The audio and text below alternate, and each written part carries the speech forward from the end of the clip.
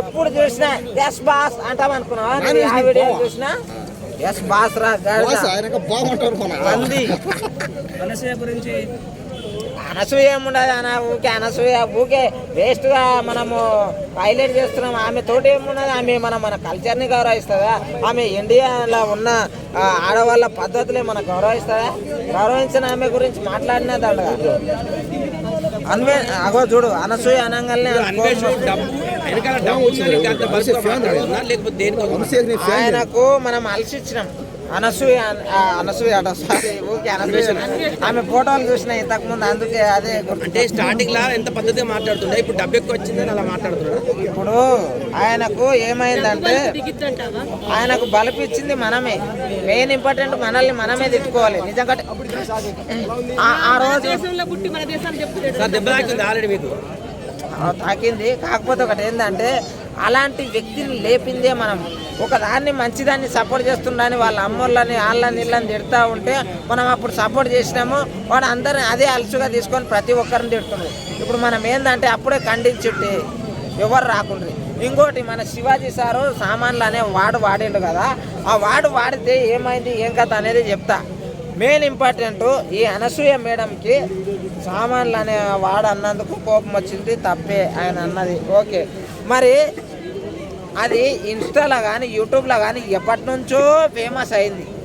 ఇంకొకటి చిరంజీవి సినిమాలో కూడా ఇగో కల్చర్ని డిస్టర్బ్ చేస్తుండ్రు, ఇంత బట్టలు వేసుకుంటుండ్రు, అక్కడిక్కడ చేస్తుండ్రు, మన ఇండియా సాంప్రదాయం మట్టిలో కలుపుతుండ్రు, అది అని చెప్పేసి ఆ చిరంజీవి సార్ దాంట్లో కూడా ఉన్నాయి. నాగబాబు సార్ కూడా చూసిటాడు, అందుకే మళ్ళీ ఏం సపోర్ట్ చేయకొచ్చిండు. మొన్న వచ్చిండు మన దోమలు చూపినట్టు ఒక వీడియో చూపిండు పోయిండు. ఆయనకి ఏం మాట్లాడుతాడో తెలియదు, ఆయనకి ఎమ్మెల్సీ ఎందుకు ఇచ్చిండ్రో కూడా తెలియదు. నాకు అర్థమే కదా ఆయనకు నిజంగా ఆయన ఏం మాట్లాడతాడు అనేది తెలియదు. నిజంగా అయితే మన పవన్ కళ్యాణ్ సారు పద్ధతిగా ఆయన విదేశాల నుంచి ఆయన పెళ్లి చేసుకున్నాడు ఒక అమ్మని. ఆ అమ్మని పెళ్లి చేసుకుంటే ఆ అమ్మ దేవుని కాడికి పోయి గుండు కొట్టుకున్నది, మంచిగా ఇట్లా పద్ధతిగా శారీ కట్టుకుంటున్నది. అరే ఇండియన్ పద్ధతులు పాటిస్తూ ఉంటే అదే ఫ్యామిలీలో ఉన్న నాగబాబు సారు ఏందో ఏమో వచ్చి నాగబాబు అనేవాడు వాళ్ళ ఇంట్లో వాళ్ళు చెప్పి చేసలేడు, చెప్పి చేస్తే చేయనియరు. ఏంటంటే చిరంజీవి సార్ కానీ పవర్ స్టార్ సార్ కానీ ఆలోచించి మాట్లాడతారు. వాళ్ళకు తెలియకుండా అనసూయకు సపోర్ట్ గా చేసిండు అని అనుకుంటున్నాను నేను. వాళ్ళకు ఓపిక సహనం బాగుంది. చిరంజీవి అనే వ్యక్తి చాలా కష్టపడ్డాడు. ఎంత అంటే ఆయన కష్టం చేస్తుంది. ఆయన కష్టం ఏంటంటే మనము ఇప్పుడు ఎంత కష్టపడుతున్నాం హైదరాబాద్కి వచ్చి, అటువంటి పస్తులు ఉన్నాడు ఆయన. వీళ్ళు ఆయన కష్టాన్ని యూజ్ చేసుకొని తినుకుంటూ ఆయన పేరు అంతా ఖరాబ్ చేసేటోళ్ళు వీళ్ళు, అంతే. ఆడ ఏం లేదు.